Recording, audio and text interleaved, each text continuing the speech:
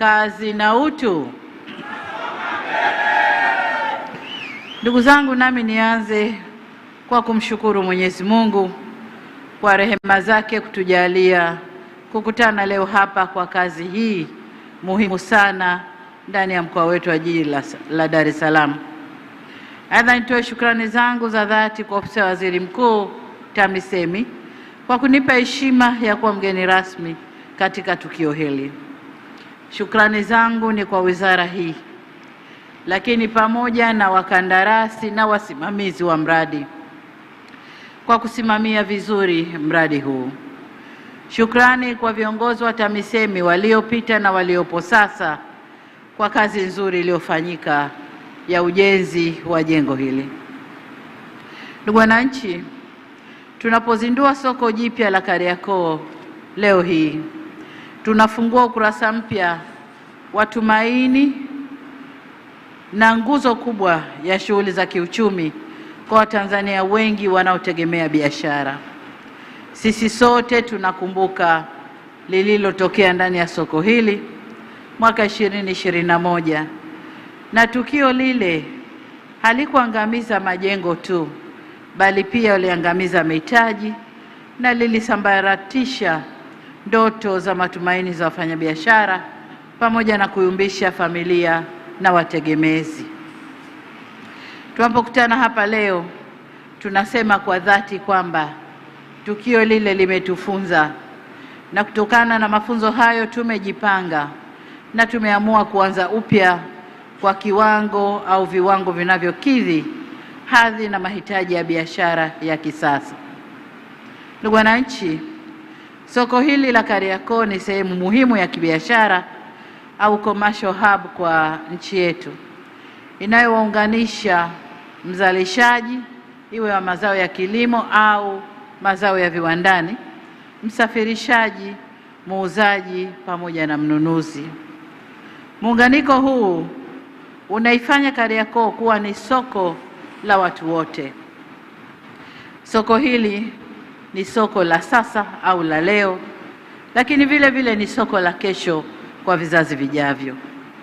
Soko hili si la watu wa aina au kundi fulani, ni la Watanzania wote na wasio Watanzania kutoka nchi nyingine. Sasa kwa sababu hizo nilizozitaja, ndio maana serikali imechukua jitihada za kulijenga upya soko hili kwa lengo la kurejesha kipato, kulinda ajira na kuimarisha hadhi ya biashara ndani ya nchi yetu. Na huu ndio uhalisia wa kazi na utu. Tunapojenga uchumi, tunajenga utu wa mtu. Nilipofika hapa, kabla kuja kwenye uwanja huu, nilitembelea soko hili. Nimeridhishwa na miundombinu ya kisasa, wa uwepo wa maeneo ya huduma na mifumo ya usalama. Aidha, nimefurahishwa pia na uwepo wa huduma rafiki kwa mama na mtoto. Imesemwa hapa kwamba soko hili litakuwa na vyumba vya kunyonyeshea. Sasa nilikuwa najiuliza, ni vyumba vya kunyonyeshea peke yake au kutakuwa na vyumba au chumba cha kulelea watoto ambao mama zao watakuwa wanafanya biashara hapa? Kwa sababu tukisema chumba cha kunyonyeshea, tuna maana kwamba mama atakaa na mtoto wake. Kama bado hajaweza kukaa, ni mgongoni kwa masaa yote mpaka wakati wa kunyonyesha, anamtoa, anamnyonyesha, anaweka tena mgongoni. Niombe uongozi wa soko hili kutenga eneo la kulea watoto ambao mama zao watakuwa wanafanya biashara hapa. Sasa nyinyi mtatoa eneo, lakini akitokea mtu binafsi ambaye yuko tayari kuweka kitengo hicho cha kulea watoto ambacho kitaangaliwa vizuri, vifaa vyote vya watoto, vyakula vya watoto na kila kitu cha watoto, basi private sector karibuni, na niutake uongozi wa soko litenge eneo kwa ajili ya watoto wao. Mambo hayo sio tu yanaongeza tija, bali pia yanarahisisha mazingira ya biashara. Nataka soko hili liwe mfano wa kuigwa kiutendaji na masoko mengine nchini kwa kuhakikisha kuwa linakuwa na ubora wa huduma, ufanisi wa mifumo, usalama na nidhamu ya biashara. Sasa ili kufanikisha azma hiyo, hatuna budi kusimamia misingi ifuatayo, na kwanza ni uthabiti na uendelevu wa miundombinu ya kisasa. Hatuna budi kuwa na mifumo hai ya kisasa. Hii ni pamoja na mifumo ya zimamoto, na nimeonyeshwa zimamoto wako hapo, wana ofisi, lakini hata ndani ya soko nimeona yale machupa mekundu ya kuzimia moto. Sasa linalofuata hapo ni kwa ofisi za zimamoto kufundisha wafanyabiashara waliomo ndani jinsi ya kutumia mitungi ile, sababu unaweza kutokea moto wakatoka mbio, mitungi iko pale na hawajui jinsi ya kuitumia. Mafunzo kwa wafanyabiashara jinsi ya kutumia mitungi ile.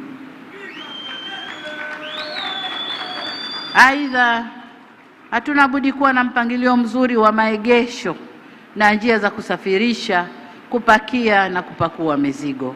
Hili nalo ni muhimu. Kutakuwa na magari yanayokuja kushusha mizigo kutoka mikoani, kutoka maeneo mbalimbali, lakini pia kutoka viwandani, sababu bidhaa za viwanda zitauzwa pia hapa. Yapangiwe muda maalum wa kuja kushusha mizigo. Tumesema barabara zinatakiwa ziwe wazi, lakini vile vile kuna maguta ambayo yatakuwa yanasafirisha bidhaa zinazonunuliwa na wateja kupeleka kwenye magari yatakayowekwa maeneo maalum ambayo magari yatakuwa yamepaki. Kwa hiyo maguta nayo yapangiwe utaratibu maalum wa kuweza kuingia na kutoka sokoni. Kwa watoto wangu wa bodaboda ambao aidha wataleta wateja au wataleta wafanya biashara huku ndani, na wenyewe mpangilio wao ujulikane. Hakuna mtu ambaye anatakiwa kukosa fursa zinazotokana na soko hili. Wote wapate fursa na kuwe na mpangilio maalumu wa kutoa huduma hizo. Swala la pili ni usalama wa biashara, lakini pia usalama wa wafanya biashara. Ili soko hili liaminike kitaifa na kimataifa kuwa kitovu cha biashara kama masoko mengine makubwa katika nchi nyingine, ni lazima tuhakikishe panakuwa salama. Wafanya biashara na wateja wanahitaji usalama usiku na mchana. Naona anaonyeshwa Kamanda Muliro kwenye screen, na hili linamhusu yeye na watu wake. Kwa usalama wa eneo hili ni muhimu, Kamanda Muliro. Lakini mbali na usalama wa watu, kuna usalama wa bidhaa. Tuhakikishe bidhaa zinabaki salama kwa kutokuibiwa. La muhimu zaidi, usalama wa viwango vya bidhaa zinazoletwa. Nimeonyeshwa maeneo ambayo kutauzwa vifaa vya electronics, simu na mambo mengine na bidhaa mbalimbali, mapafyumu, vitu vya urembo. Viwango vya bidhaa zitakazouzwa kwenye soko hili. Hili soko hatutalitumia Watanzania peke yetu. Nchi za jirani nyingi watakuja kununua vitu hapa soko hili kama ilivyokuwa kabla, wapeleke nchini kwao. Kwa hiyo viwango vya bidhaa zinazowekwa, watu wa TBS nadhani mko hapa, watu wale wa TMDA kwa maeneo ya pharmacies nadhani mko hapa, tuhakikishe bidhaa zinazowekwa hapa zina viwango ili soko letu hili liaminike kitaifa na kimataifa. Jambo la tatu ni uwepo wa huduma za kimataifa. Hili ni soko la kikanda. Mgeni akija hapa apate huduma muhimu kama vile huduma za kifedha, kulipia kodi irahisishwe, alipie maeneo haya na usafirishaji.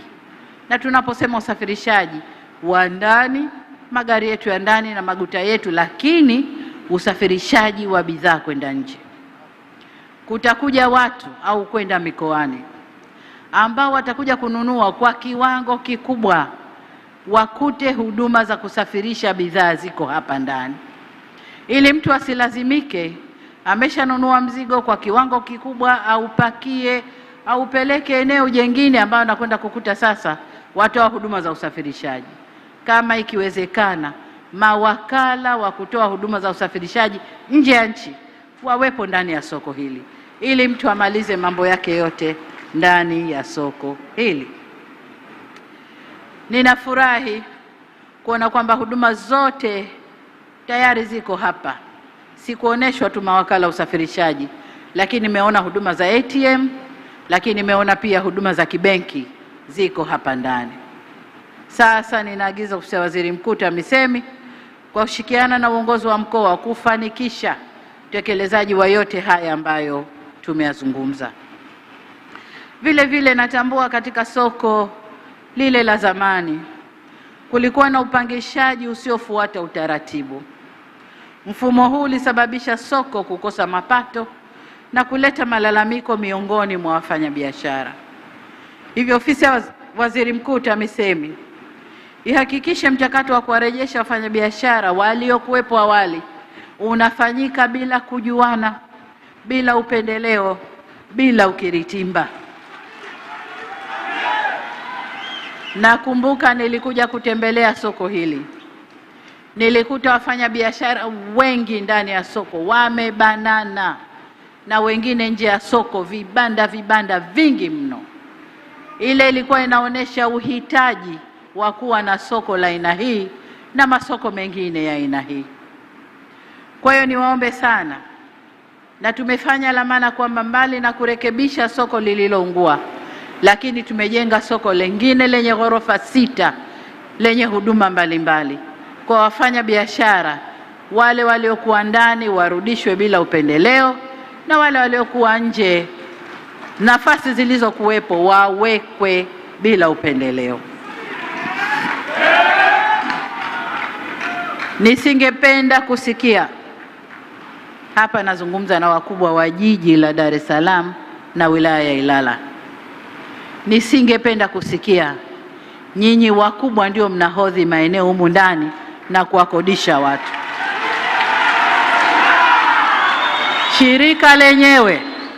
Shirika lenyewe la masoko ya Kariakoo ndio likodishe watu humu ndani, na ukodishaji uwe transparent, yaani uwe wawazi, mapato yawe ya wazi, matumizi yawe ya wazi, nitasema baadaye. Lakini singependa kuona viongozi ndio mnachukua maeneo na nyinyi ndio mnakodisha hawa wadogo wadogo. Hapana.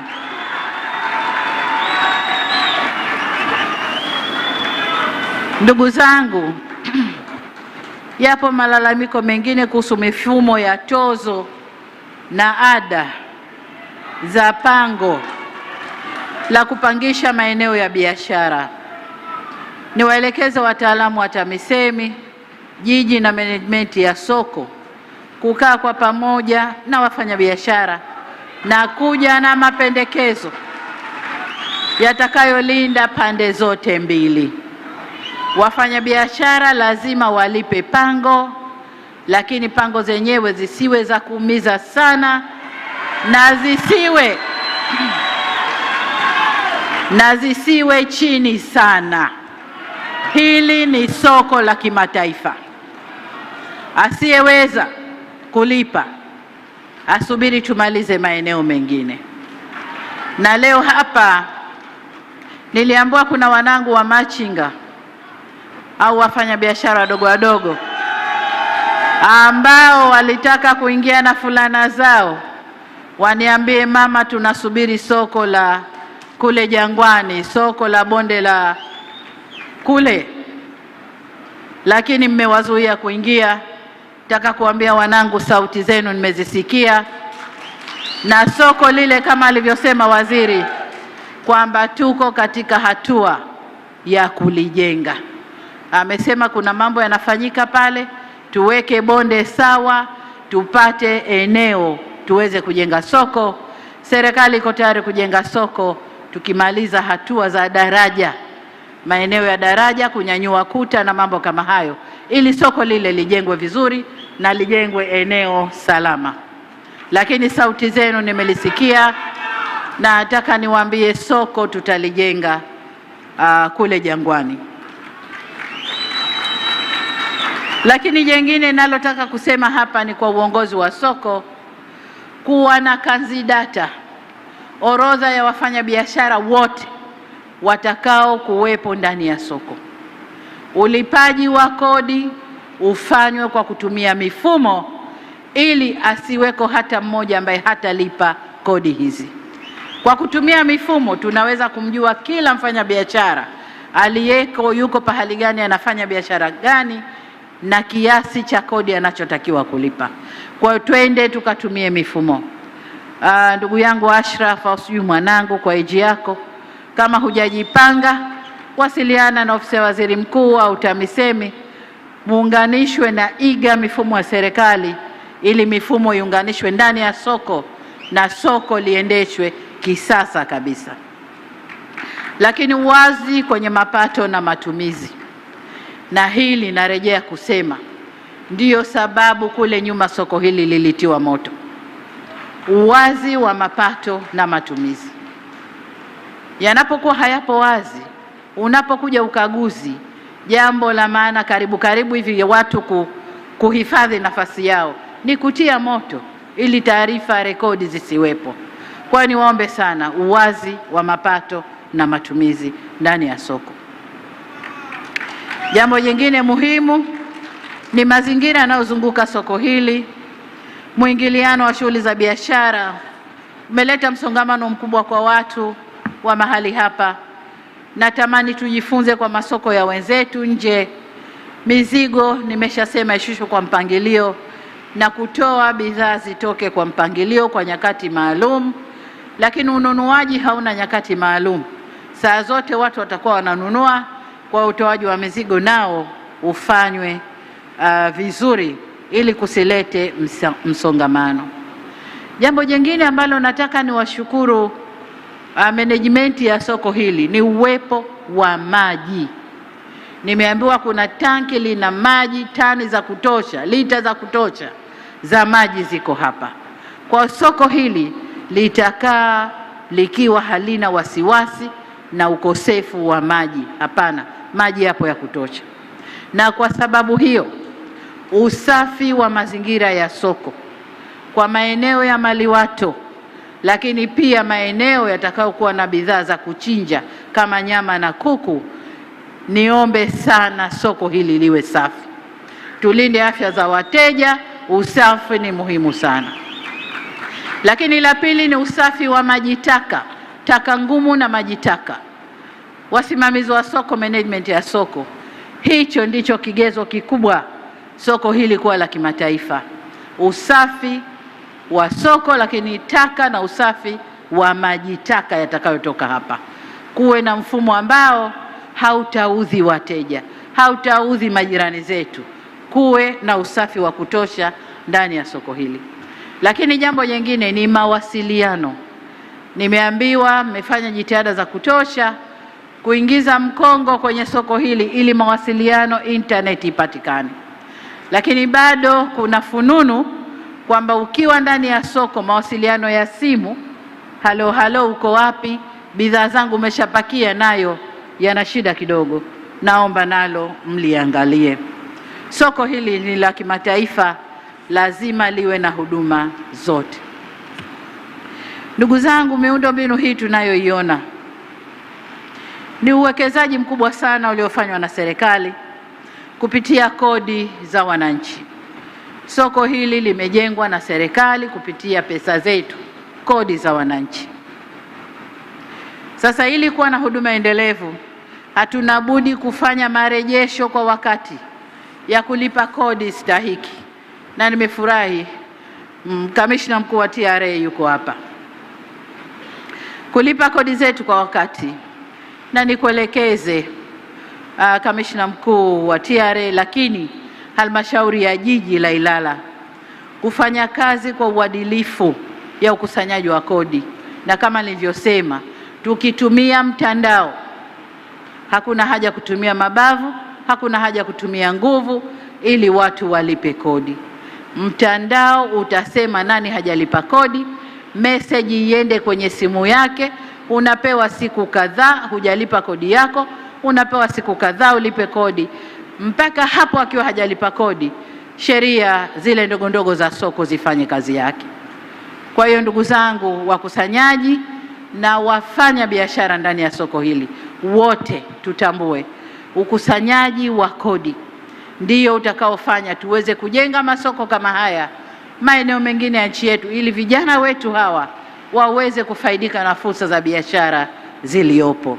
Kwa niseme sana kwenye swala la kodi, tuwe marafiki, lipa kodi upate huduma zinazostahiki. Ndugu zangu, naomba pia nizungumze na vijana wetu wanaojitafutia kipato kupitia biashara ndogo ndogo. Na sasa hivi, huko nyuma tulikuwa tunajua wamachinga, kumbe kuna neno jipya limejitokeza la mawinga. Na nilikuwa nazungumza na waziri hapa, mawinga ni kina nani? Akaniambia ni wale ambao wanafanya survey ndani ya Kariakoo, bidhaa fulani hazipo ndani ya soko, wanakwenda kuzichukua ziliko na wanaletea wafanyabiashara ndani ya soko. Au wanaangalia huko nje bidhaa gani hazipo lakini Kariakoo zipo kwa wingi, wanachukua Kariakoo wanapeleka kwenye maeneo mengine. Sasa niseme ninatambua juhudi zenu za kujitafutia kipato, na ndio maana kipaumbele cha serikali ni kurasimisha biashara ndogo ndogo, hasa za vijana. Waziri wa vijana yuko hapa. Kurasimisha biashara zenu kama ambavyo imeainishwa katika ilani ya Chama cha Mapinduzi ya uchaguzi ya mwaka 2025. Na hapa nataka nisisitize tena agizo langu kwa halmashauri la kuweka miundombinu rafiki ya kufanya biashara kwa vijana hawa popote ndani ya mkoa wa Dar es Salaam. Kwa hiyo halmashauri zilizopo ndani ya mkoa wa Dar es Salaam, nimeambiwa wakuu wa wilaya na madedi wako hapa, kwa hiyo nendeni mkahakikishe. Na waziri mkuu ameagiza ile 10% inayotoka kwa vijana wanawake iongezwe iwe 15, ili ile 5 iende ikawajengee miundombinu ya kufanyia biashara vijana wetu. Ndugu zangu wananchi, soko hili jipya la Kariakoo haliwezi kuendeshwa kwa mfumo wa kizamani. Linahitaji mageuzi ya kiutawala, mtazamo na usimamizi unaozingatia huduma bora, nidhamu na ufanisi. Hivyo naielekeza ofisi ya Waziri Mkuu TAMISEMI kulisimamia hilo kwa ufanisi mkubwa sana. Na kabla sijahitimisha hotuba yangu, nipende kusisitiza tena kwa miundombinu hii imejengwa kwa gharama kubwa. Mmesikia hapa bilioni 28 kuelekea 29, na zimetokana na kodi zetu wananchi. Hivyo ni wajibu wetu kwa pamoja kulilinda, kulitunza na kulitumia kwa tija soko hili, ili liendelee kuwahudumia wafanyabiashara wa leo na wa kesho, wa ndani na wa nje ya nchi. Kwa niombe wafanyabiashara mtakaopata fursa ya kutumia soko hili, kila mmoja awe mlinzi wa mwenziwe. Tukiharibu soko hili, tunachoma fedha zetu tulizozichuma kwa jasho na tukajenga miundombinu hii, lakini tunarudisha nyuma nchi yetu, sababu kuharibu manake nchi itafute fedha nyingine tujenge tena ili wengine wafaidike. Kwa niombe sana kila mmoja awe mlinzi wa mwenziwe katika utumiaji wa soko hili. Ni jukumu la kila mmoja wetu kulinda mali za umma na kudumisha amani popote alipo. Hivyo ni matumaini yangu kwamba soko hili litakuwa mfano wa masoko ya kisasa barani Afrika na kitovu cha ustawi wa wananchi kiuchumi. Baada ya kusema hayo, ndugu zangu, nayo heshima sasa kutamka kwamba soko kuu jipya la Kariakoo limefunguliwa rasmi.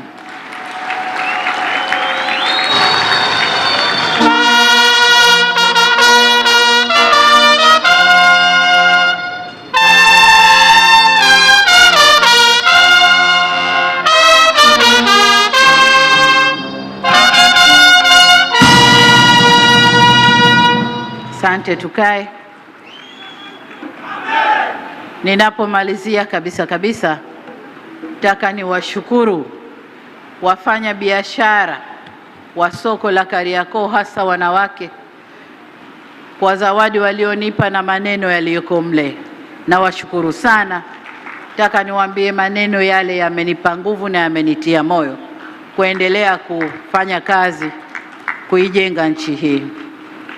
Lakini pia niwashukuru wote mliokuja leo hapa katika ufunguzi wa soko hili la Kariakoo. Wote, wananchi, wasanii, toti, polisi, walinzi, wote tuliofanya kazi hii leo. Na mwisho kabisa niseme Mungu ibariki Tanzania, na asanteni sana sana kwa kunisikiliza. Asanteni sana. Asante, naomba tu